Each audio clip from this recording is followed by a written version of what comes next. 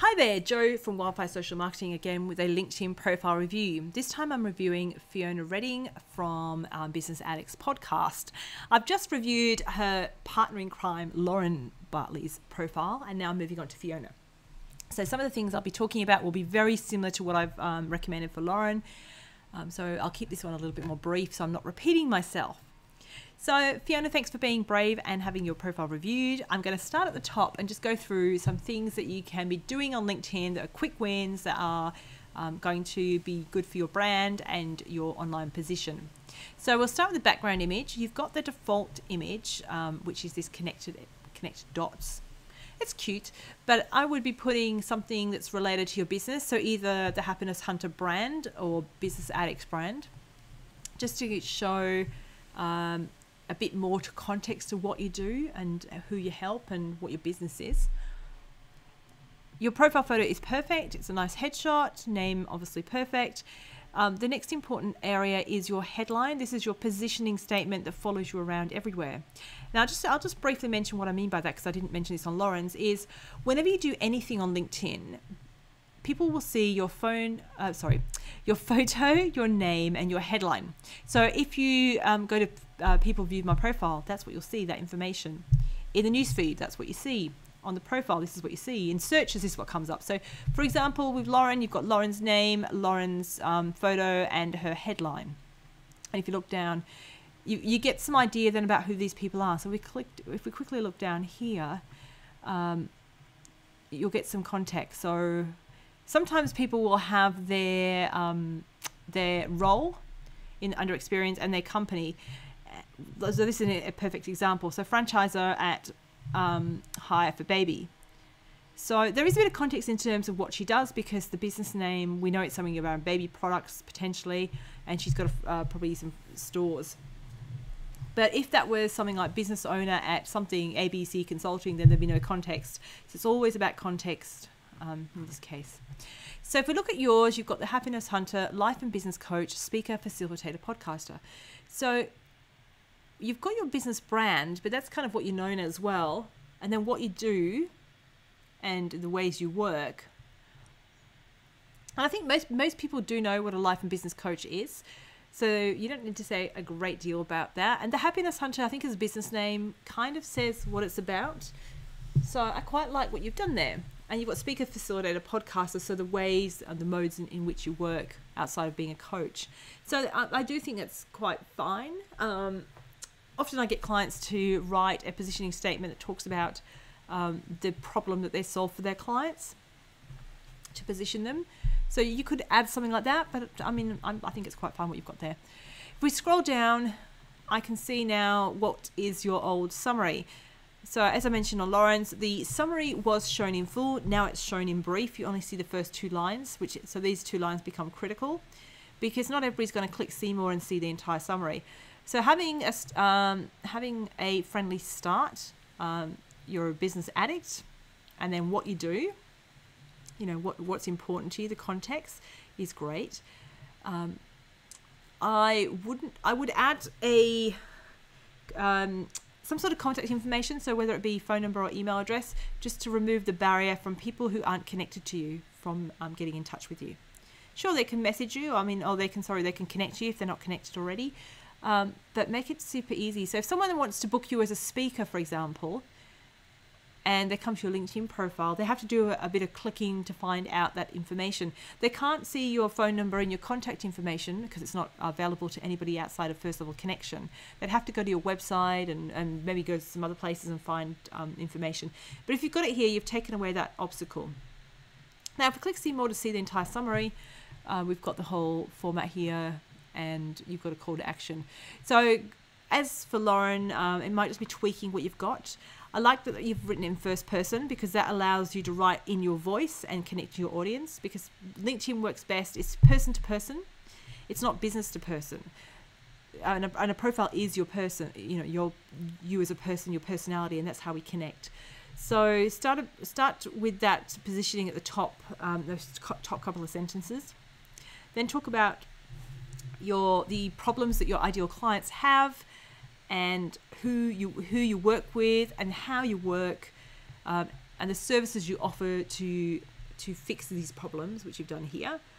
And then we want to talk about the why you, the point of difference. So what makes you different from other business coaches? How are you different from another podcaster? So there'll be something in your background that sets you apart. And this is where you get to toot your own horn. It could be some achievements, some award you've won, some milestone that you've got to, some training you've done, all different aspects of that. And as I mentioned on Lauren's, maybe as a child, you were always interviewing your family. So, it could be something with, very light-hearted fun, but connects it together. You can talk about your big vision, where you're going, what excites you, what you're passionate about, those sorts of things, because you want to have that personality. So, and next we want to add some personal interests. So, I know that you are into, I think you're into running. I'm pretty sure I was trying to get to a park run with you at some point when I was trying to get my feet into running, and I'm still trying to get myself into running, so I probably need to have that conversation with you sometime. But that could be a thing if you're into health and fitness, and that's all part of that happiness bundle as well, because then it fits your brand. And I can see you, because I know you do this, not running, walks, that's right, because I'm looking at the newspaper article now. So, talking about these walks that you do, because you can promote that. And also, why do you run a podcast? What inspired you and Lauren to start the podcast? How did you come up with the concept? And how does it fit to, into your bigger brand? So you can talk about that there. And then lastly, the call to action, telling people what to do. And you've done this, you've put your email address there and a website link to the walks, which is perfect. But if you want to add a phone number, feel free to do that as well. It all depends on how you like to communicate. But think about your ideal clients and how they want to communicate with you, and give them that opportunity if it matches yours. So that's great. And you've got your rich media, which backs up your brand. So I can see, this all fits nicely. So this is all behind the see more link now, which is a shame.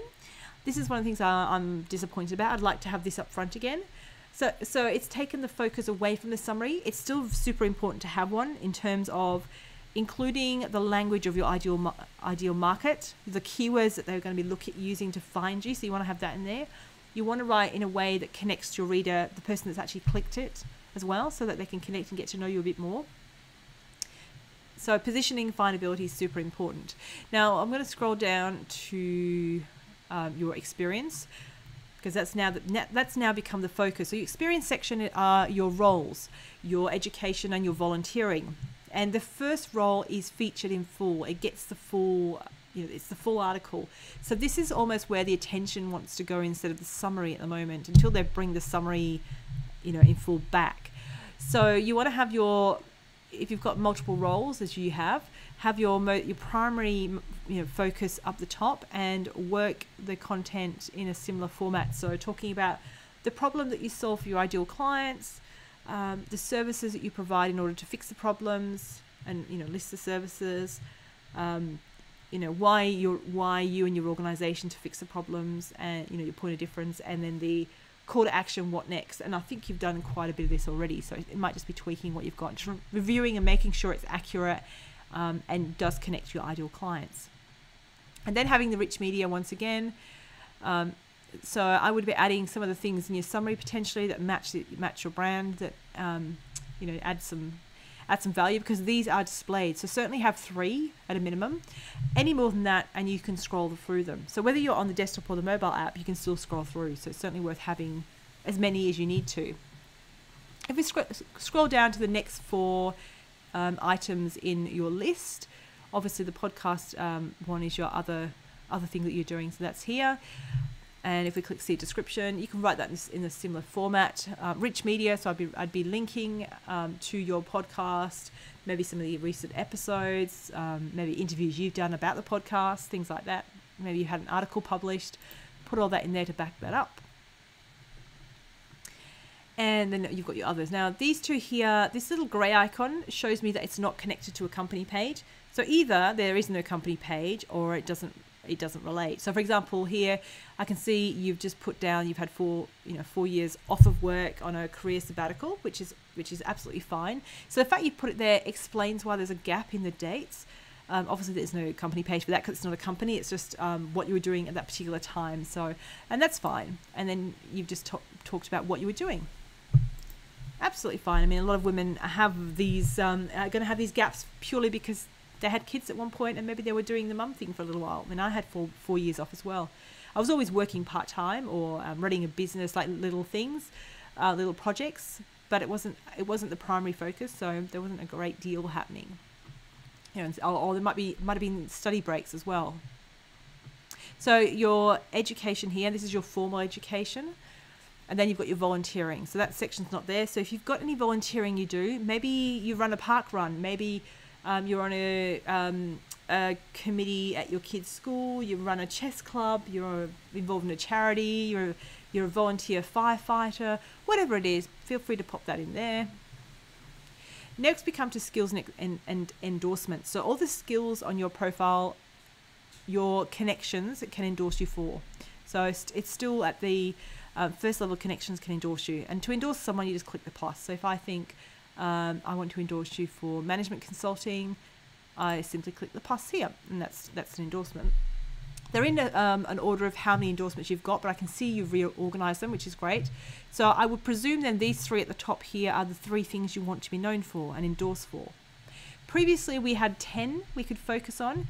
So make sure these 3 are accurate and up to date. So for example, if you think about what you do and who your ideal clients are and what you want to be known for and what they're coming to you for, make sure these 3 are those things. So if you guide startups and entrepreneurs, then that makes sense that you'd be having those there. But yeah, make sure these words are the things that your ideal clients are looking for. So once again, thinking their shoes.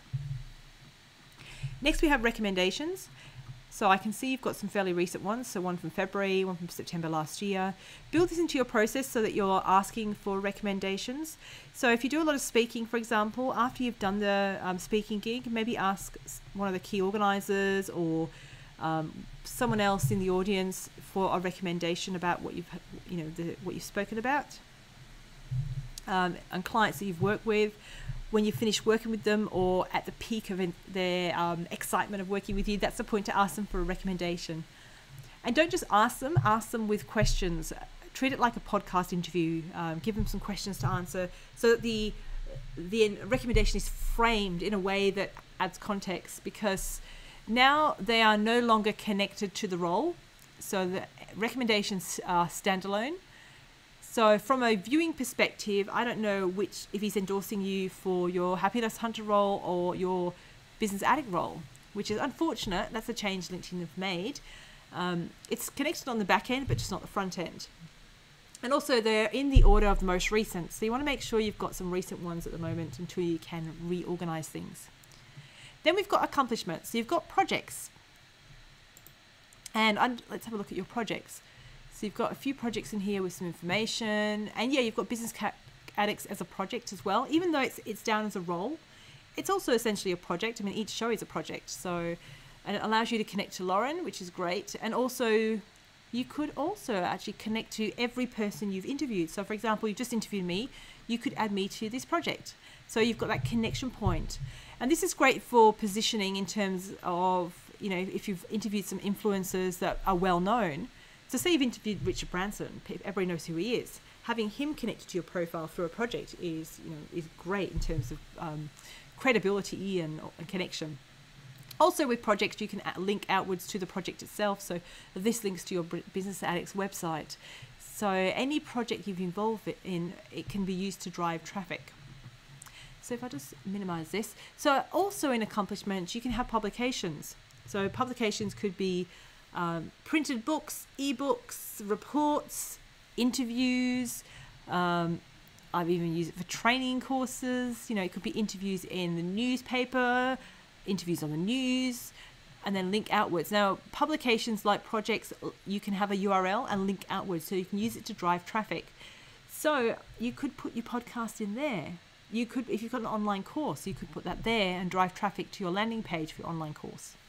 You may not get a lot of traffic because it's just sitting there, but it's that nice to have information. It's free, a free section to use. And of course, if you're using all your analytics tools, you can measure if you're getting traffic from LinkedIn.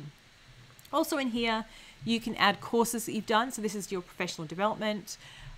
You can add organizations you're a member of, certifications, honors awards, patents, all those extra things that add some value to your profile. And then we see all the things that you're following, influencers, companies, and education as well. That also shows up in another area, but it's all grouped together here. Now, scrolling back to the top, now we've got your contact info. If I click show more, as a first level connection, I will see all your contact info. And I can see that you have customize your URL. You have 2 out of 3 websites. I would be adding one more, and the one that seems obvious to me is Business Addicts, because that's not there. You've got your phone number, so your connections can see your phone number and contact you. You've got your email address as well. Your Twitter's there. You can add your birthday, and that allows your connections to wish you happy birthday in the if they're having conversation.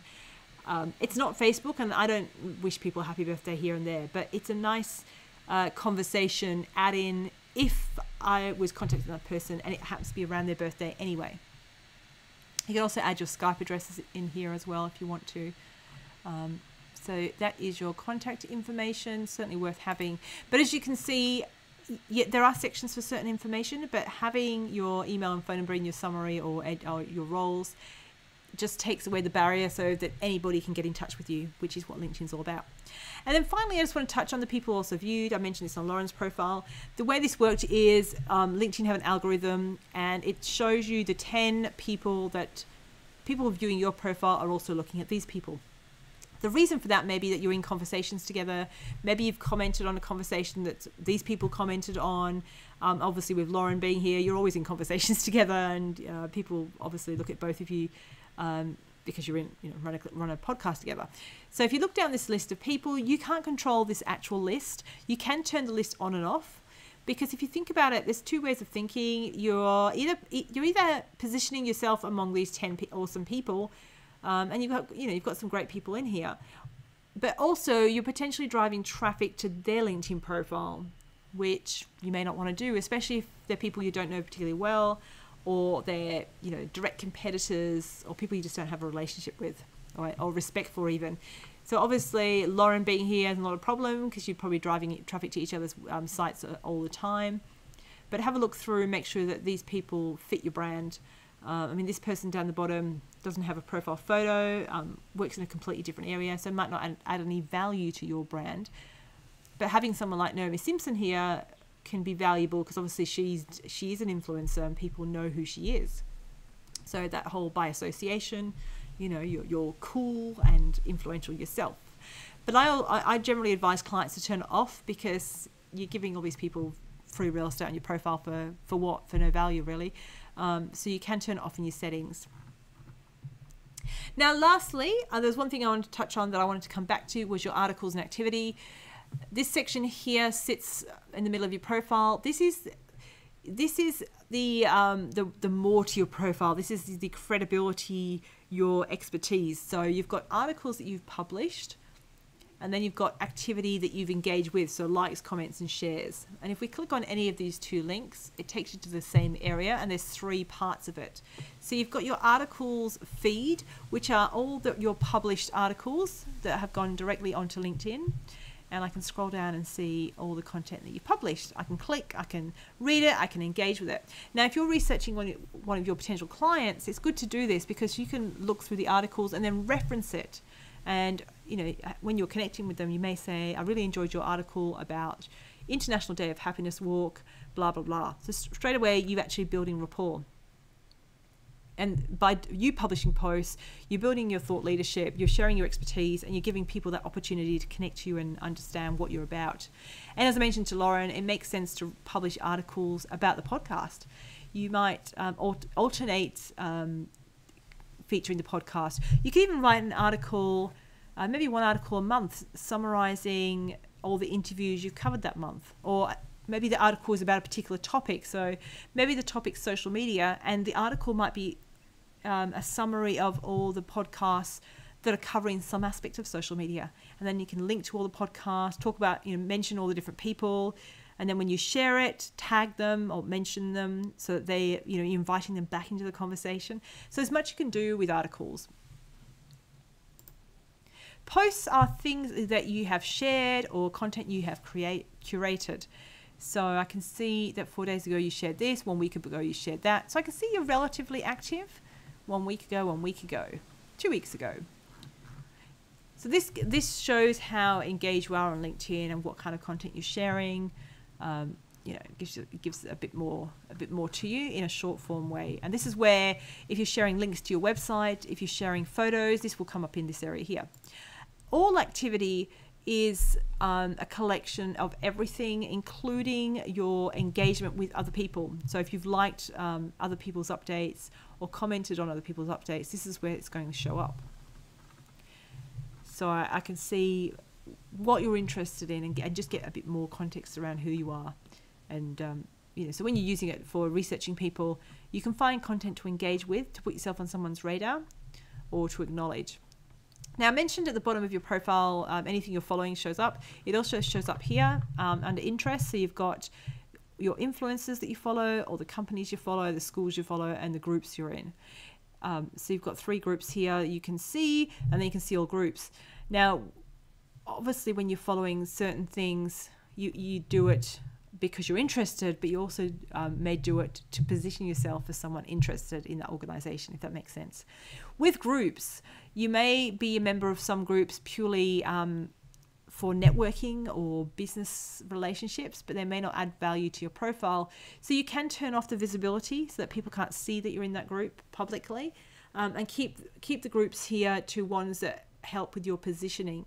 So if you're in groups around what you do, so for example, or groups that are part of organizations that you're a member of. So for example, I'm a member of Professional Speakers Australia, and there's a group which is only available to members. So that's on my profile. So it shows other speakers that I'm in the group, but it also shows that I'm in the group for positioning as well. So I just wanted to go to activity and just quickly share that. So let's go back to your full profile and over there. So that's a bit of an overview as to some of the things that you can quickly update to better position yourself, and some things you can do to start using LinkedIn more effectively as well. So I hope I've inspired you to embrace LinkedIn and have a bit more fun with it. Because while the changes are often seen as negative, because we focus on what they've taken away and what they've changed, sometimes it's just embracing the change and working with what we've got, and taking on all the new stuff to our advantage. And there's so much you can do for your advantage to help you be found, be remembered, and chosen, which is the 3 things that I focus on when I'm working with clients, and why we actually use social media and tools like LinkedIn. So thanks for being a guinea pig for Fiona and putting yourself out there to be reviewed. Hope this has been useful for you and your listeners, and I look forward to seeing your updates on LinkedIn.